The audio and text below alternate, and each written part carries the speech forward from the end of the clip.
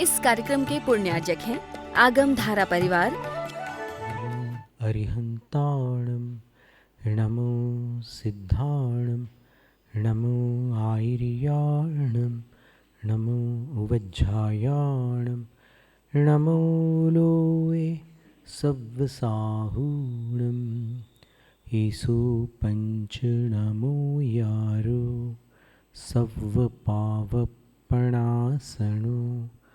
मंगलाणं च सव्वेसिं पडमं हवै मंगलं चत्तारि मंगलम् अरहंत मंगलं सिद्धमंगलं साहुमंगलं केवलिपण्णतो धम्मो मंगलं चत्तारि लोगुत्तमा अरहंत लोगुत्तमा सिद्धलोगुत्तमा साहुलोगुत्तमा केवलिपण्णतो धम्मो लोगुत्तमा चत्तारि शरणं पव्वज्जामि अरहंत शरणं पव्वज्जामि सिद्धशरणं पव्वज्जामि साहुशरणं पव्वज्जामि केवलिपण्णतो धम्मो शरणं पव्वज्जामि। त्रिलोक त्रिकालवर्ती पंच परमेष्टि भगवंतों को नमन। महादेवाधिदेव परम भट्टारक अरहंत परमात्मा जिनेन्द्र प्रभु वर्तमान धर्म तीर्थ शासन नायक तीर्थंकर भगवान श्री वर्धमान महावीर स्वामी को प्रणाम। द्वादशांग श्रुत देवता स्वरूपा भगवती जिनवाणी सरस्वती देवी माता को भावपूर्ण वंदन। पूर्व शताब्दी के ज्ञानी ध्यानी तपस्वी चारित्र चक्रवर्ती परम श्रद्धेय धुरंधर आचार्य शांति सागर मुनिराज को नमोस्तु। दीक्षा शिक्षा गुरु आचार्य विद्यासागर महाराज को नमोस्तु।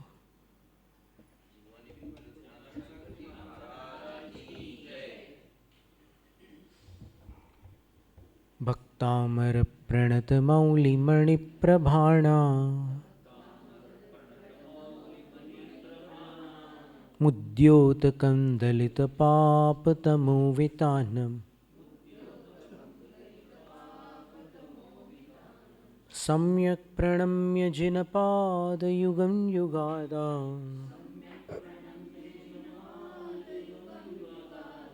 वालंबनं भवजले पततांजनानां यः संस्तुतः सकलवाङ्मय तत्त्वबोधा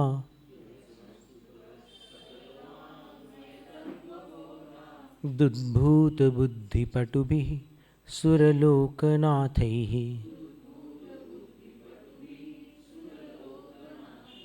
स्तोत्रैर्जगत्त्रयचित्तहरैरुदारैः स्तोष्ये किलाहमपि तं प्रथमं जिनेन्द्रम्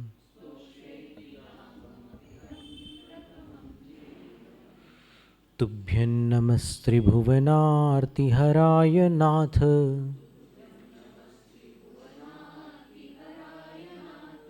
तुभ्यं नमः क्षितितलामलभूषणाय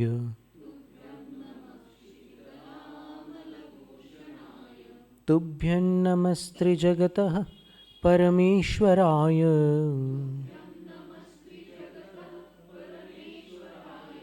तुभ्यं नमो जिनभवो दधिशोषणाय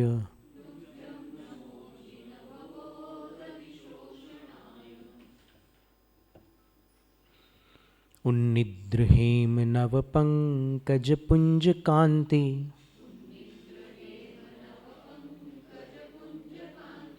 पर्युल्लसन्नखमयूखशिखाभिरामौ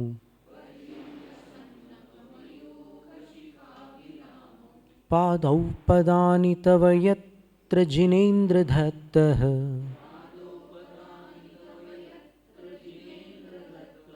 पद्मानि तत्र विबुधाः परिकल्पयन्ति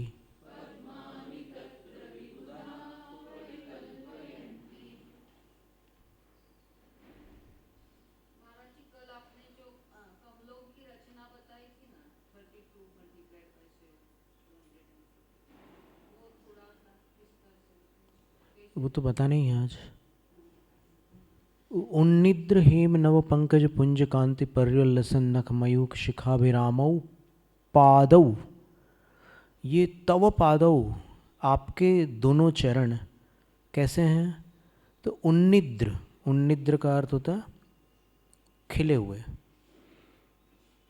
सनिद्र का अर्थ होता है निद्रा सहित, बंद, जो पुष्प बंद हो जाते हैं तो रात्रि काल में वो सनिद्र होते हैं, और सूर्योदय के पश्चात वो उन्निद्र होते हैं। तो उन्निद्र यानी खिले हुए। हेम नव पंकज, स्वर्ण के नवीन कमल, खिले हुए स्वर्ण के नवीन कमलों के पुंज, समूह की कांति वाले। आदिनाथ भगवान स्वर्णिम वर्ण वाले थे ना, इसलिए उनके चरणों का वर्ण बता रहे हैं कि उनके चरणों की कांति कैसी थी। खिले हुए नवीन स्वर्ण कमलों के पुंज जैसी उनके चरणों की कांति थी, और उनके ऐसे गोल्डन चरणों में, स्वर्णिम आभा वाले चरणों में पर्योल्लसन, परितः उल्लसन, चारों तरफ उल्लसित होने वाली, फैलने वाली नख मयूक्ष, नखों की किरणें। एक तो चरण जो है वो स्वर्णिम आभा वाले हैं, और नख जो है वो दर्पण जैसे हैं, तो नख में से भी किरणें निकल रही हैं। तो चारों ओर उल्लसित होने वाली नख की किरण शिखाओं से, वो किरणें जो होती है वो एक निर्धारित, एक निश्चित क्षेत्र तक व्याप्त होती है, और उसके बाद जब वो समाप्त होती है किरणें, तो वो नुकीला भाग रहता है उसका। किरणों का जो अग्रभाग होता है वो नुकीला होता है। स्रोत से जो किरणें निकलती है वो सघन समूह के रूप में निकलती है, पर जब वो समाप्त होती है थोड़ी दूर जा कर के, तो फिर ऐसे पॉइंटेड हो जाती है, नुकीली हो जाती है। ऐड में देखा होगा आपने, स्पष्ट दिखता है वैसे। तो उन शिखाओं से, किरण शिखाओं से, नख से निकलने वाली किरण शिखाओं से तव पादव, आपके चरण, अभिरामौ, अभिराम, देखो रम धातु में घय प्रत्यय करने से राम शब्द बनता है, और उसमें उपसर्ग लगाने पर ढेर सारे शब्द बनते हैं। विराम, अभिराम,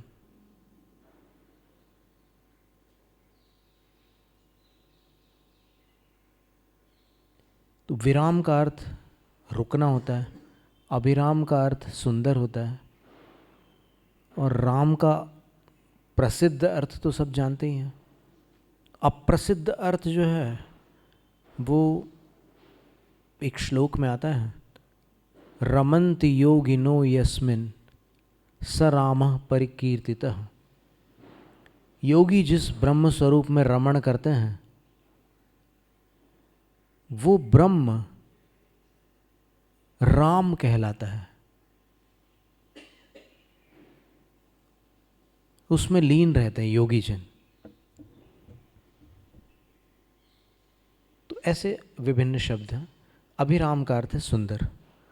तो हे जिनेंद्र, संबोधन है, हे जिनेंद्र, तव पादौ एवं भूतौ पादौ, आपके ऐसे चरण, यत्र पदानि धत्तः, जहाँ पग धारण करते हैं, अर्थात जहाँ पर डग भरते हैं।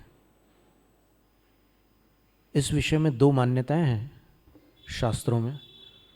एक मान्यता के अनुसार भगवान पदों का संचरण नहीं करते, यानी पैरों को उठाकर नहीं रखते, एक मान्यता। दूसरी मान्यता है, उसमें भगवान एक पैर को उठाकर जहाँ रखते हैं वहाँ भी नीचे कमल होता है, जहाँ से वो पैर को आगे लाए हैं वहाँ भी कमल होता है, बल्कि 7 कदमों तक आगे पीछे आजू बाजू सर्वत्र आप एक ऐसे केंद्र बिंदु बना लीजिए, मध्य कमल, और 32 पंक्तियों में उसके चारों तरफ 7-7 कमल की कल्पना कर दीजिए। ये तो ऐसे बनाया भी जा सकता है मांडने के समान, बीच का एक कमल और उसके बाद दिशाओं में आप पंक्तियां बना देंगे तो पूर्व दक्षिण पश्चिम और उत्तर दिशा संबंधी 7-7 कमलों की ये 4 पंक्तियां बन जाएंगी। फिर विदिशाओं में बनाएंगे तो आग्नेय, नैऋत्य, वायव्य और ईशान, इनमें 4 पंक्तियां बन जाएंगी 7-7 कमलों की। फिर विदिशा के बाद अंतर दिशा और अंतर दिशा के बाद मध्य दिशा, ऐसा करते करते जब पूरी 32 पंक्तियां बन जाएंगी तब 224 कमलों की रचना कहलाएगी वो। और उन 224 कमलों पर भगवान को जहाँ जाना है वहाँ चले जाएंगे। 224 कमल, पूरा बड़ी सुंदर रचना होती है वो। और उसमें एक स्थिति और बनती है कि जैसे ही भगवान एक कदम आगे बढ़ते हैं तो फिर पीछे 8 कमल हो जाते हैं। तो वो पीछे वाला जो कमल है वो आगे आ जाता है, पीछे का लुप्त हो जाता है, पीछे 7 ही रह जाते हैं।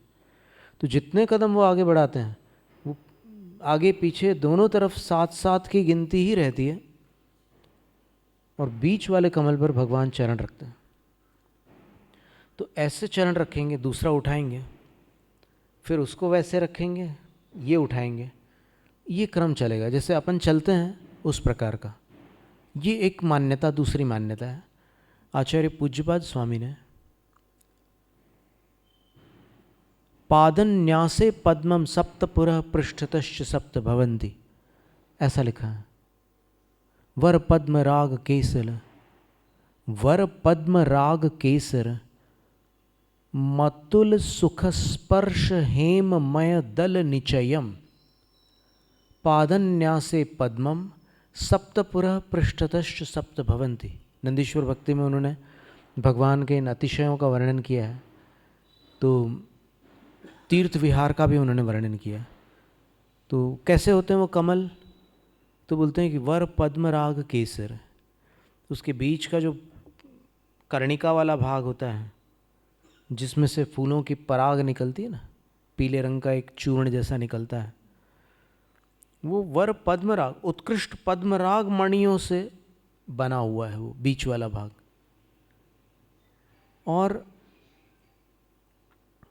अतुल सुख स्पर्श हेममय दल निचयम, और स्वर्णमयी पंखुड़ियों का समूह उस कमल में विद्यमान है।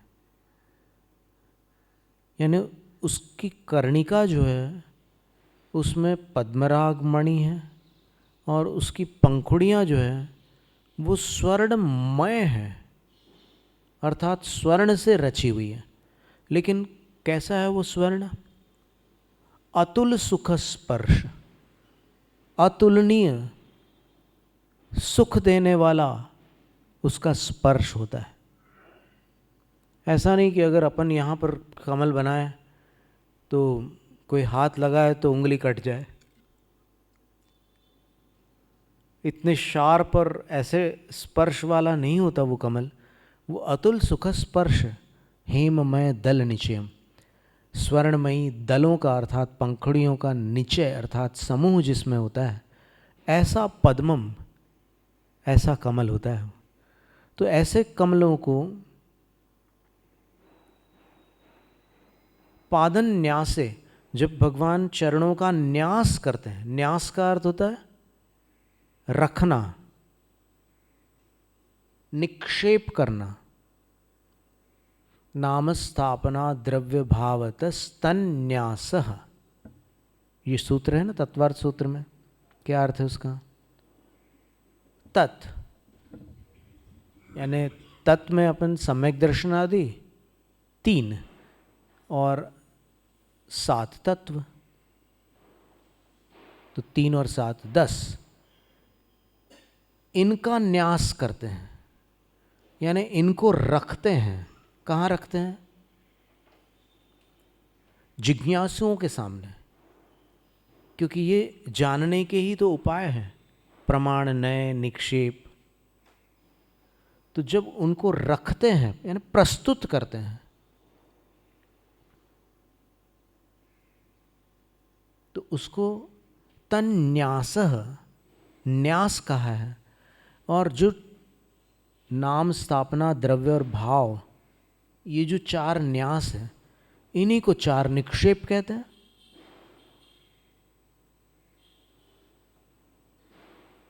निक्षेप का अर्थ होता है रखना, क्षेपण का अर्थ होता है डालना, लेकिन नी उपसर्ग लगा देने से उसका अर्थ थोड़ा सा बदल करके रखना होता है, डालना नहीं होता। शिलान्यास, शिलान्यास में क्या करते हैं? शिला को रखते हैं ना। तो इसी तरह नाम निक्षेप, नाम रखते हैं। स्थापना निक्षेप, स्थापना करते हैं, यानी प्रतिष्ठित भगवान को वेदी पर रखते हैं, स्थापना निक्षेप। और द्रव्य निक्षेप, भूत भविष्य की जो पर्याय होती है उसको लेकर के निक्षेप करते हैं, प्रस्तुत करते हैं। भगवान का जो अभिषेक होता है सुमेरु पर्वत पर, वो भाव जिन नहीं होते उस काल में। भाव जिन समवसरण में जब केवल ज्ञान के बाद विराजमान होते हैं तब होते हैं, और उससे पहले द्रव्य जिन है। पांडुक शिला पर जो अभिषेक होता है वो भाव जिन का नहीं होता, द्रव्य जिन का होता है। बालक का भी नहीं होता, याद रखना, नहीं तो अब क्या होता है, कुछ लोगों का दिमाग सुपर फास्ट होता है, जो नहीं है वहां चला जाता है, तो वो नहीं है। एक स्थान पर जिन कुमारकः ऐसा लिखा है सकल कीर्ति आचार्य ने। बाकी जितने भी बड़े बड़े पुराण हैं, जितने भी शास्त्र हैं, वहाँ पर जन्माभिषेक के समय उन्होंने सब भगवान शब्द का ही प्रयोग किया है। तो वो भगवान कौन से निक्षेप से हैं? द्रव्य निक्षेप से। तो उसको मान्य किया गया है।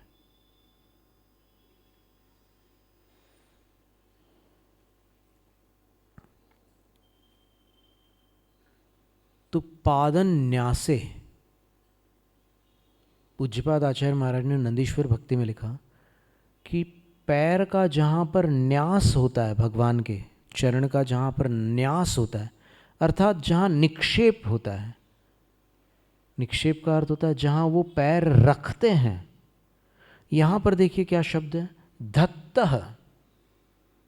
धत्तः का अर्थ होता है धारण करते हैं, जहाँ वो चरणों को धारण करते हैं।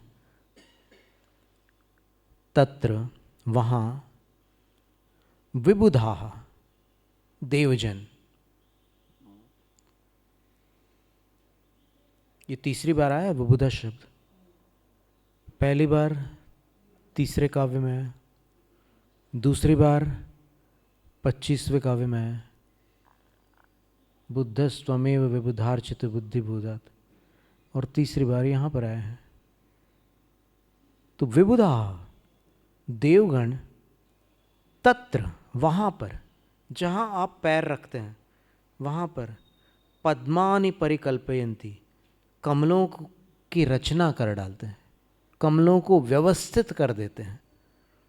और वो व्यवस्था जो है वो बिल्कुल 32 पंक्तियों वाली व्यवस्था है कि 32 पंक्तियों में 7-7 कमल होते हैं एक एक पंक्ति के, 225 कमल हो जाते हैं संपूर्ण कमल रचना में। एक तो केंद्र कमल जिस पर भगवान के चरण है, और शेष घेरे वाले कमल 1 2 3 4 5 6 ऐसे पूरी 32 पंक्तियां बन जाएंगी। कोई इसको इसमें कहीं अगर इसमें बनते हों कंप्यूटर में, संभवतः बनते होंगे, तो फिर बना कर देख सकते हैं। और वो विदिशा और दिशा के बीच की दिशा अंतर्दिशा, और अंतर्दिशा और विदिशा, अंतर्दिशा और दिशा के बीच की दिशा मध्य दिशा, और मध्य दिशा और भी मध्य दिशाएं बन जाएंगी उसके, उनके मध्य की दिशा भी मध्य दिशा। तो इस तरह 32 पंक्तियां होती है।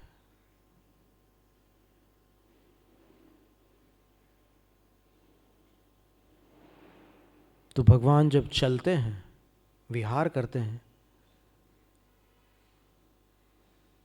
तो वो विहार इस प्रकार का होता है। दोनों कथन है प्रभाचंद्र आचार्य मान।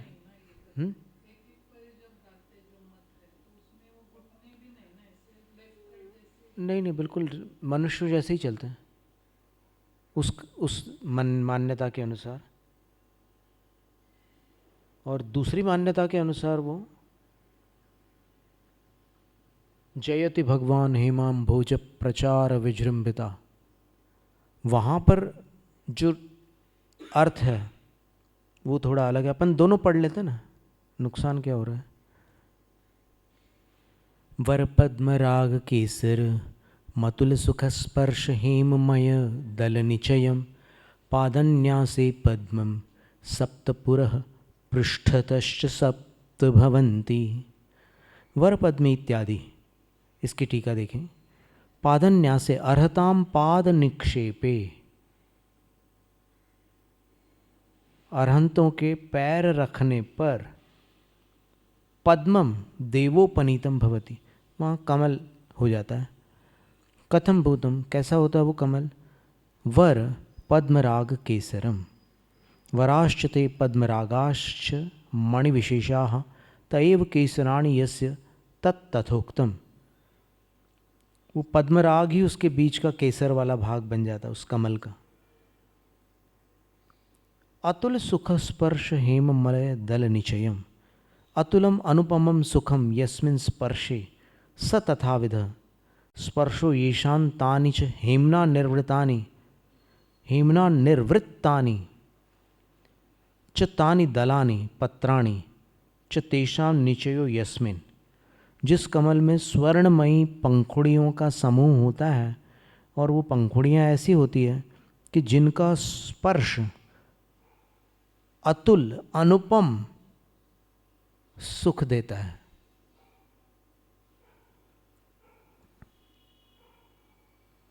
ऐसी पंखुड़ियों से वह कमल बना होता है। तस्मिन् पादन्यासे नैकमेव पद्मम, उनके चरण रखने पर वहाँ केवल एक पद्म ही नहीं होता। कितने होते हैं तो बता रहे हैं।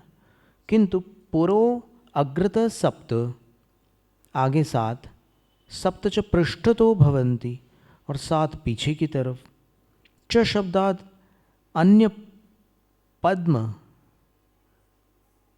परिग्रहात, च शब्द से अन्य पद्म भी यहाँ पर परिगृहित होंगे।